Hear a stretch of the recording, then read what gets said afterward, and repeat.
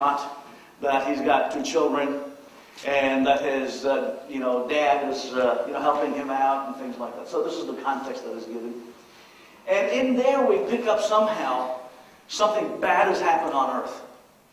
And they don't tell you what that bad thing is, some malady, some pathogen that's taken over the world.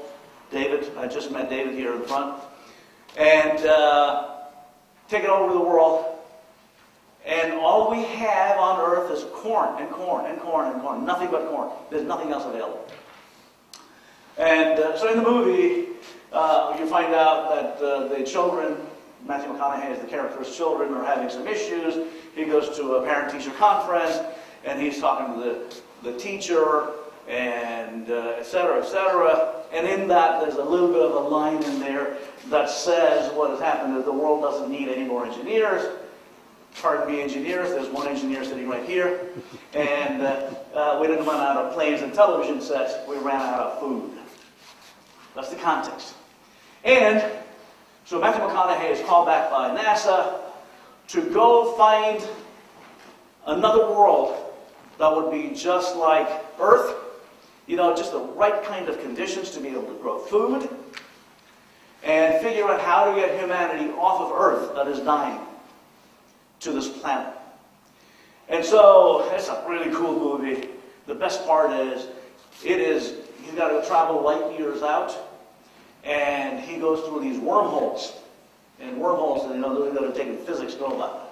And if you go into it, it's like a vacuum cleaner. It sucks you and puts you on the other side, just like that, instantaneously.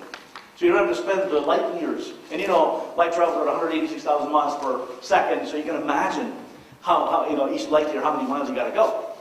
And that's the situation that you've got. So, I'll let you watch the movie to get the rest of the story, as Paul Harvey would say here on radio back in the old days. That's the Hollywood version. Okay? And this is the reality version.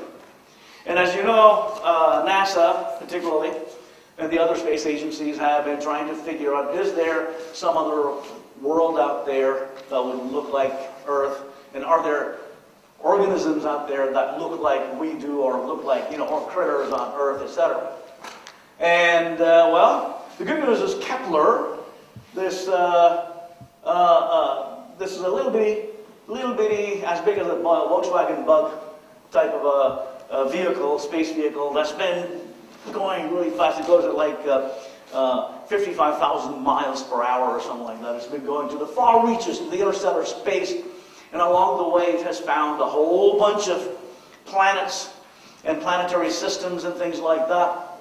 And so it has come into what is referred to as the Goldilocks zone. And you know the Goldilocks story, right? Just perfect. And in there, it has come across, and it's come across many, many, many, many different worlds, planets that look not unlike Earth, but this particular one, 452b, Kepler 452b, is tantalizingly pretty cool. It's about the same diameter. It has the same number of approximate days and years, about 385. And it has just about the right gravitational pull. And if you are ever into growing, other than insects, if you're into growing, or ourselves standing, the fact that I'm standing here able to, gravity is holding me down here, other than me floating, you gotta have gravity. The plants that you plant, the livestock that you have, the insects that you have, they all have to have gravity as well. So gravity is really important, but apparently the core is not unlike Earth's core. Perfect! This is great, man. What fantastic news. Humanity can get off this planet and go and head on out there. That's the good news. The bad news is, it is just a few light years away. It's about, this particular one, 452b, is almost about 30 light years away. And I'll let you, the smart people in the audience here, go ahead and calculate how many years it would take for us to get to that place. So, the bottom line is, we got what we got. There ain't nothing else that we could go to. Humanity cannot get off of this planet anytime soon to get to some place. And so we got to deal with the situation that we've got. And the situation that we've got